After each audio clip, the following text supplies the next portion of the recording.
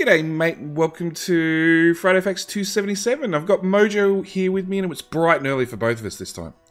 Yes. Yeah. It's bright and early when you said the thing saying, can we do this first thing in the morning at, what was it, 3:30, 4 a.m.? Yeah, it was like 20 minutes after it was released. After Do you sleep? I do, but I've reversed my sleeping habit, so rather than staying up really late and then going to bed at 2 a.m., I'm now getting up at 2 a.m. and going to bed at 8 p.m. So it's nice. I get all these hours of quiet, pristine in the house. It's awesome. And then it means when everybody gets out of bed, I'm wide awake and I go harass everybody because I've been up for hours and everybody else is sleeping and groggy, like a Mojo. Yes. So enough of that. This is all about the GUI progress update. Yes, the eternal struggle that is the GUI update. Yeah. So we got the GUI update by Covarex. This is the contribution of the latest status report for the Friday Facts 269. As it may not be a surprise, the biggest bottleneck to the 17 release is the GUI. I'd like to believe that we've learnt a lot from the pitfalls and collaboration events, creative process of the GUI.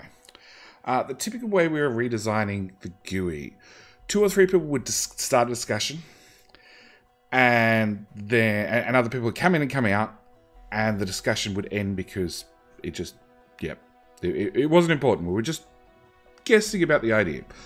A week later, people would start talking again. Most of them forgot stuff that happened last week, or to discuss it with completely different people. And then eventually people come to an agreement how it would be done.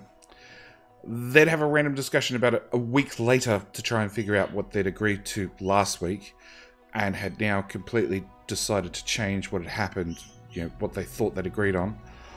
And then somebody starts to work on it, and halfway through it's uncovered that there's another layer of misunderstanding when specifying how the work should have been done, and then we've got to go back to step 1 and start again. It's almost like there's a lack of management and leadership or something going on. Well, we get into that. Yeah. Since many of the GUIs are worked on in parallel, these situations overlapped and amplified the problems of mixing things up in our heads about what we agreed on in the GUI. Luckily, we eventually figured out that it can be done like this, and since there's a lot of the work in the GUI, we needed to make a process. So it goes like this. First off, there's some general discussion about the GUI. All team members share their ideas. So, office meeting. Good. Step 1. Good start. Step 2. Coverec and Twinson sit alone in the office, discuss for some time, can be hours, all the pros and cons and how things should be done, and we make some sort of agreement. So, 2 people nut it out. To be fair, it's Covarex and Twinson, which isn't necessarily a good thing, if you remember the bot nerf. Yeah. Because that's what happened last time those 2 got together. Yeah, I know. This has got nothing to do with bots, hopefully, so we should be okay. Twinson writes a detailed user experience document about the GUI containing the structure and, more importantly, behavior in a detailed manner. That's a good sign, at least. That's a good sign. Write it all down. Documentation. It's Twinson important. And Covarex discuss the documentation and update it until they agree on it. Good. Still, we're still on page. Yep. Albert and how do you pronounce that one? Alice? Where is it? Yeah. Fifth point. Alice. Okay. Something like that. Take the user experience document and create a UI mockup based on it. Great. Covarex, Twinson, and Albert agree on the mockup or propose some changes. So we're still going back to that paper and we're applying some pictures to go with some paper. Going back to that original design document. Yeah. Someone is assigned to go work on it. Here's the paper and here's the picture. Make the picture happen in-game. And that's usually in the past where things would start to fall apart. Yeah. Let's say someone go do something and then they come back. I don't know if you remember, like the mod portal, that took what? Like 3 updates, major overhauls. They've done well, okay? They have done well as an indie developer with no real structure, and then they've gone forth from there, right?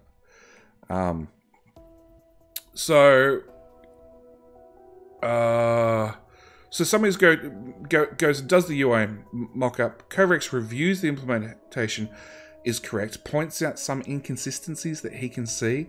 Part of the step is making sure that we can share as many GUI styles and code as possible across different GUIs, which is great. Share code saves coding time and hopefully cuts down on overall time spent on everything, and maybe a little bit of optimization in there as well.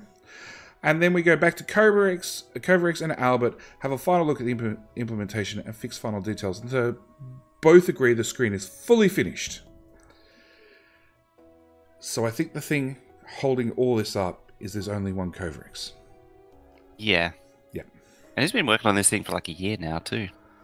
The GUI. Maybe more. Because yeah. GUI stuff's been going on since when 15 was still stable. Yeah. So having the user experience documents, the UI mockups makes it always available. Prove to be a huge time saver. Not only helps us with communication problems, we also don't have to remember and rearticulate discussions from some time ago. We can just open up the document, see what we agreed on, and instantly continue where we left off.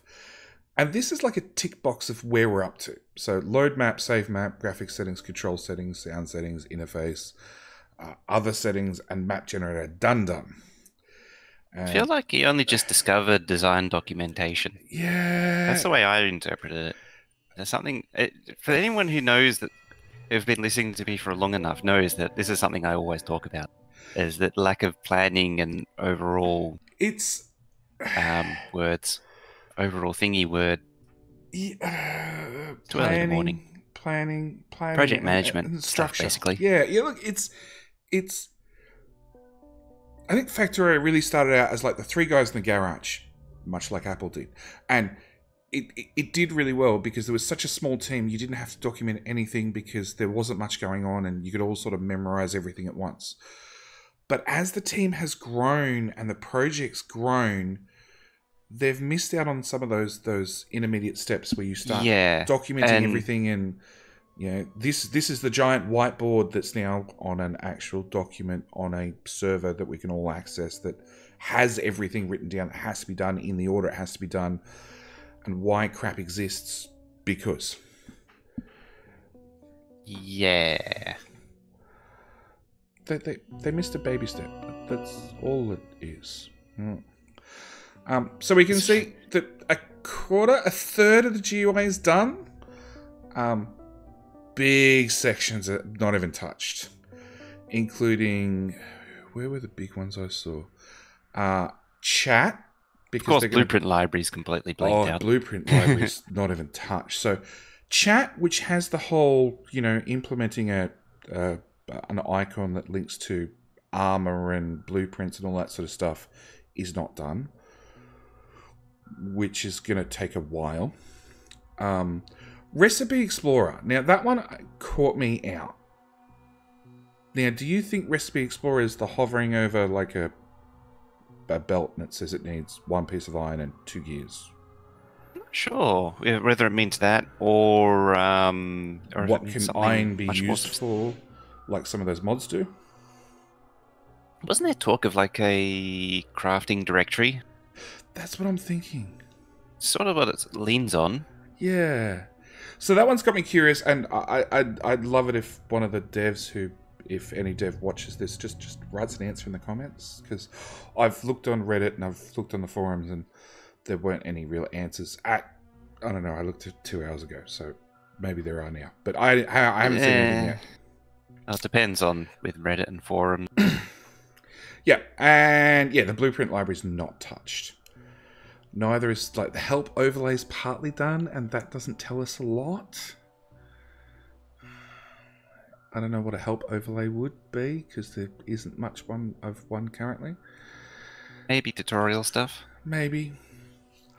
So as you can see, there's lots to do, but the work tends to accelerate more as more of the GUI layouts, tileset standards are being finalized and reused. Conclusion, that 17 experimental in January is possible, but it might be February as well. Called it. There's still a chance that I'll win with the calling it, saying it will come out in Jan. But certainly in the next week. I've been saying the next week or two, that's not going to happen. Yeah, look, I think when we first did it and they said Friday, in one couple of weeks ago, they said it's going to be in January. I'm like, no, March. I think I called it March right there and then. I think that they were. I have a feeling that they were lining up and they were pretty good to go, and then they did the actual UI stuff, and then a whole lot of oh crap, there's all this stuff to actually do. Sort of surfaced. The GUI, it's like they need, because they've done. It's one of those things, because they've started it, they need to finish a certain amount of it. It's not something they can sort of add terribly easy during the experimental stage, whilst they fix bugs and work their way through to stable. There are some things in we'll get to more of these in a minute, but yeah, there are some things they can add, and I'd be happy to have 17 release and like throw in maybe not a blueprint library because that's massive, but like the help overlay to be added during version 16.3 finally gets added. 17.3. Or at least an incremental update, something like that. That would make sense. Instead of trying to do 100%. Oh, which you've got to get to 90%. I understand that struggle, that you have to get a certain amount done, but yeah. So the next section we have is the little details. Also, one of the reasons the work progress is slower is since we're making final versions of everything, we want to make it feel polished before we consider it finished, since there won't be time to come back to it, which I understand with and I agree with 100%. For example, at every setting screen, we've had a reset to defaults button now. The first logical step was to only enable the button when some of the options are different from the defaults. But the next logical step was to somehow let the user know which settings would be changed when he uses the reset button. So we simply highlight all the non-default settings when hovering the reset button, and it feels nice suddenly that you have an instant feedback of what to expect from the action, which I love. Yeah, it's the little touches with the UI that really do help as well. It is those little things. Like I constantly turn the game sounds down to nothing, because I spend hours working on projects where I don't need to hear the music loop for the 15th time or know what a minor sounds like for the 18th time, 18,000th time. And I use the reset to default for the sound options all the time. Graphics and everything else I don't, but yeah, for the actual sound I do. And it's nice to see that it's going to reset it back, because I spent 4 hours this morning working on a project where I didn't want any of the background music, and I kept hitting reset to default, and then I hit record, and then realized 10 minutes in when the music boots up that shit. Alright, reload the game, set the music back to 0, and start again. You gotta love how subtle it kicks in too, so you don't notice straight away. It's the music track's not always there, right? Like I've got the original soundtrack playing off YouTube in the background of a lot of these videos, and I've got to sometimes tweak it up, sometimes tweak it down, because it's sometimes really quiet, sometimes it's really loud. Yeah. I need to download it and normalize it. But yeah. You need to buy the soundtrack. Yeah, I probably should do that too. Any true supporter buys it. Yeah. I didn't even know we could buy it. Yeah, it's been on Steam since, well, Factorio's been on Steam. Oh, well, there you go. Okay. So I bought my Factorio through the webpage. Through yeah, so did I. And then I bought the soundtrack when it was on Steam a little after it was on. I didn't even write a review for Factorio till like 6 months ago. But anyway, I understand that spending too much time in the GUI might look like a good idea since it's not used a lot. It's not used as much as the in-game screens are, and the in-game screens are more important. But these are the principles we realize along the way will be useful in designing changes for the in-game GUI. You got the design document. You got to comply with it now. Yeah. Look, I agree. It needs to be looked at. It needs to be done. I'm glad they're doing it, and it has a more polished feel. Yeah. And importantly, they have a great base engine that hopefully they can apply it to other stuff, and all the work they're doing on the GUI and that sort of stuff can hopefully transition to whatever project they decide to do after this, providing they can use the Factorio base for it. Maybe. Just putting it out there. Maybe. Okay. Scaling problem and a solution. Now, you run actually your Factorio at a slightly different scale to standard, don't you? Yeah. Actually, what's mine? It's like 118%, I think. Yeah, it's just slightly tweaked up. 116. Yeah. So the scaling problem and the solution.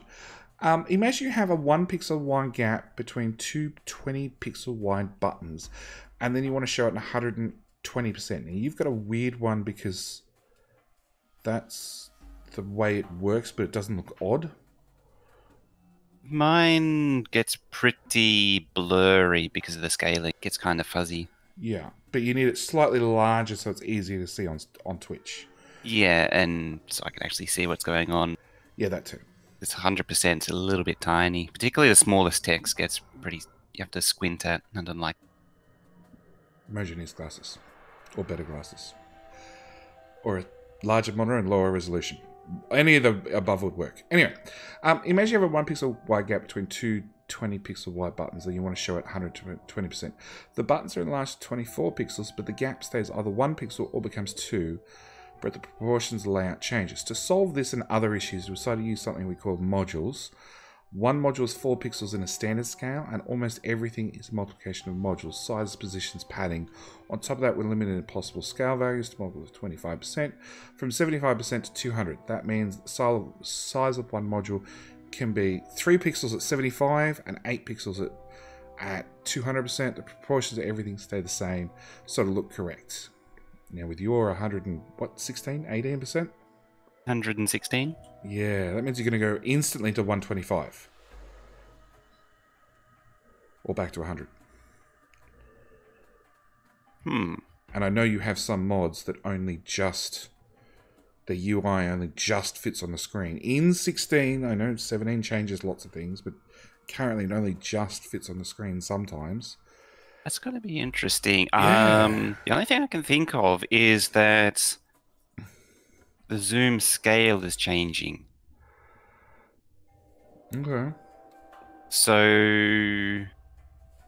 the default scale is going to shrink considerably in 17 by the sound. Maybe. Okay. It's worked quite well so far, but it brings another problem for 17. I don't know if anybody knows, but the item slots, inventory, logistics, filters, crafting, slots, etc. were intentionally scaled less than other UI elements. Main reason this that the 32 by 32 icons we have for all the different item floors recipes don't look good if stretched too much. And yeah, I noticed this because I was hunting around with the graphics the other day, and I noticed all of theirs are 32 by 32. Most mods are at either 64 or 128. In fact, legacy stuff, that is. 32 by 32, because a lot of these... Oh, actually, no, most of them were redone in 16, weren't they? Yeah, a lot of them were redone. And I can understand why, if everything's already in 32, we just left it 32 and rendered the new ones at 32. It's probably an engine limitation at the time, because now... No. I think it's kind of been forgotten. No, or at least VRAM. Because at the time it was VRAM was lower. Maybe, because like, I just did the 17 mod with Mojo, and all our graphics that we stole from Friday Facts are all at 128 by 128, and they load in the game fine. And it probably doesn't care. Scaled down. No, they don't care, but, you know. So yeah, what they're doing is they're going from 32 by 32 for all 300 plus items, and they've been up to 64 by 64. And I'm wondering why not go higher and just put in the whole 128 by 128. It's probably overkill, but Factorio feels one of those games people are going to still be playing in 5 years when computers are double and double again what they are currently, at which point we might want to play this at 8K resolution. Or is it like, was it Minecraft, where you load up the 120 but 128 pack and the game grinds to a halt even on a contemporary PC? Yeah, like, yes, there's going to be that too. The mod packs will get bigger, but like graphics-wise and resolution-wise, things only go up. I should point out though that I realised that Minecraft is probably the most extreme worst performance. Yeah, and that pretty much anything can be better than it. It could do with an arse-eating parcel too. Also, yeah. You know that picture, you notice everything looks kind of weird. There's a bit of a drop shadow going on and everything. Yeah, the drop shadow's there normally. It's just a lot less noticeable because it fits well at the 100% scale. This is doubled in size, and yeah, it sort of looks a little bit cheap and nasty. Especially the light. The light needs help. The light bulb definitely needs a lot of help. So yeah, doubling the resolution is a good start. I would look at doubling it again, just saying. Then hopefully they don't have to come back and re-render them. They are rendered from 3D models anyway, so it should be a case of, and I know the guys over at Woob, they'll set up a script, they'll press go in the script, and it'll just spit out all 300 items, hopefully without any problems. And it's going to be a cost of CPU time only. But yeah, actually the speaker was new in 16, wasn't it? 15. 15, okay. The Cliff explosives was 6. Yeah, that was 16. Yeah, and refined concrete 16. Exactly, and they don't look that much different. That was late in 16. Yeah, I thought it was when they slipped in silently in 16.0. They slipped it in silently a bit later, I think. But yeah, they look better obviously than the original concrete, but not that much better at 200% size. But yeah, we've got the last important one, the procedural wave defense. Now, have you played the wave defense, Mojo? Tried to, and I got bored. Okay, because I've played as well, but I finished it. Get bored? No, I finished it. I finished it as you could get. I had the biters stuck in the corner where they spawned, that all spawn and all die instantly. And it got to wave like 1500 or something. I just quit. It was just like done. So yeah, the wave defense. One problem I have is the wave defense is deterministic. Is that the scenario really likes replayability due to being on a fixed map. Since the map doesn't change at all once you have a set of blueprints and tactics that work, repeat plays are mostly boring, which is basically what happened. We did 3 quick failures, but each time we had a bit more complete blueprint we could put down in a multiplayer, and then we'd start and be paste, and then as soon as you got a front line, it was work forward from there. I mean, if you're really keen, you could disable blueprints in the scenario code too. You could. I actually was reading an old Friday Facts, and they were talking about having like speed runs. Like Woob were talking about doing this, having a speed run scenario where you started with a power armor and robots, and then you had to do something like a wave defense where you're fighting against either a clock or an AI or whatever, and therefore blueprints were your best friend. But anyway, back to the wave defense. The procedural generation is working really well. Procedural map generation is working really well, given very reliable. Good sign. Yeah, it is a good sign. It's very reliable, giving it a set of settings, and this gave me the idea it might be possible to make the wave defense as a new map every time. Be experimenting with some of the presets values, and I believe it'll work really, really well. There are several advantages and disadvantages between a handmade custom map and randomly generated worlds. Advantage of bespoke map. The map can be specifically designed and tweaked for a better experience, and I can test and iterate the way biters move through the map, adjust the placement of trees, resources, tune the difficulty. We don't have to worry about map generation engine changing or breaking the scenario. It's a reliable experience for all players. People can share specific tips, designs, and tactics that are more specific for the map. And the only tactic you guys need to know is get a front line, make lots of flamethrowers, use the oil, pump the oil through the flamethrowers, done. You'll win the map. That's the current one at least. The advantage of procedural map. The scenario has much greater replayability. We don't have to worry about migrating data, maps, tiles, etc. to newer versions. Any improvement to the map generation will be reflected in the scenario. People can't cheese the scenario using other people's blueprints. We can add some configuration options for people who want to tailor the experience. It's easy to add support for servers to continue running after victory or defeat. And they're looking for thoughts and answers on it. And personally, I like the idea of a bespoke map. But it just gets to a point where, as I said, I had them boxed in top right-hand corner as their spawn position. And when they spawned in, there was a line of 40 flamers on one side and 30 flamers on the other. And the whole map just lit up in fire and everything died.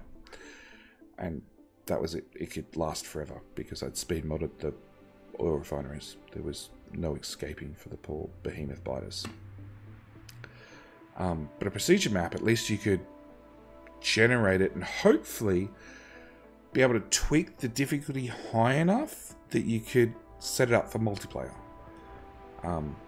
Yeah. Because that's really the big thing. Like, I run the community maps every month, and somebody made a comment the other day that they don't play on Death Worlds anymore because they've played on my community maps, and Death Worlds are just easy. They've been hardened up too much that, yeah, Death Worlds are just not a challenge anymore. We're playing against, in the current community map, we're playing against super biters, some race of which are immune to nukes. You nuke them and they just stand in the middle of it and not give a damn. They go down really, really well with lasers, but there's another type that dies to nukes, but lasers bounce off them. So, yeah. And then Colonel Will was doing, again, it was scenario code for wave defense. That's right, he was doing another wave defense as well. Yeah, he was. And I was on it, not yesterday, the day before with him. And it looked really, really good. But we had a team of experienced players, and we're up to level 300, I want to say. And we're looking at building a mega base because we can, whilst fighting off these waves, which are getting harder. There were like 1,000 biters being spawned in each wave. And they were up to big biters. Not quite behemoths every wave, but close to. And it was getting harder, a lot harder than the wave defense that comes with the standard Factorio. But we looked at, it's a community map, so it's running on public servers out there. And the public server was up to wave 1,500. And yeah, it's a lot of waves. That's a lot of waves. It also means it doesn't scale enough with difficulty. You know, I want to go 2 hours tops with wave defense. Like 2 hours, it should be impossible. Maybe if I did a community map, I'd set it for a month, at which point it'd be very, very easy to start and very, very hard at the end. Where biters are big enough that one nuke doesn't take them down. Just saying. So yeah, I'd like to see both. I'd like to see Woo say, hey, here is the default wave defense, you know, basic entry course with a nice bespoke map that's a lot of care and energy and love's been put into. And then you've mastered that, get a tick box, go over the procedural map and like generate something and then tweak the difficulty up. And it can't just take the resources down and make the resources harder.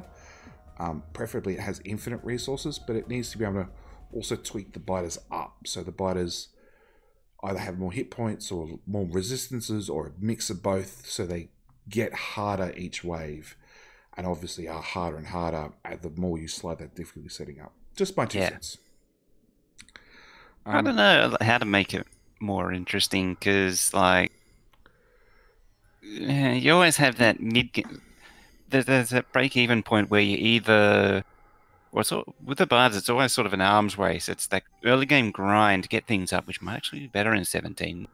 It might be. First half hour or so, where you just got to grind out the burner stage and the early stages of resources, and then it's an arms race from that point onwards against the biters. Well, the wave defense maps, you skip the burner stage entirely. So you started out with half a dozen minor drills and some assemblers ready to go. And I think you even start with all the refinery pieces in a box ready to go.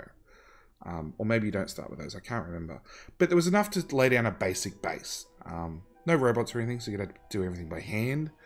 But there was enough to get you started. And that was one of the things I liked about the wave defense. You just skip the whole burner stage. You've got a foot in the door, you've skipped the first 30 minutes and off you go. And yeah, the video's up on my YouTube channel somewhere. I don't even know where. It was over a year ago, I'd guess. I think it was about a 2 hour long video and we just blitzed it. It was interesting, but it was a one-time thing. I'm actually looking for the video. 1 year ago. Just over a year ago. A year and a couple of months ago. And at 4 hours. 4 hour live stream. And by the end of it, I was standing there solo, just literally watching them burn. It was a little bit too easy. But yeah, that's pretty much it for this Friday Facts. Anything else you want to add? Nope, got everything in. Yeah, I think so. Anyway, thank you guys for watching. Do hope you've enjoyed, and we'll see you next week. All right, bye. See ya.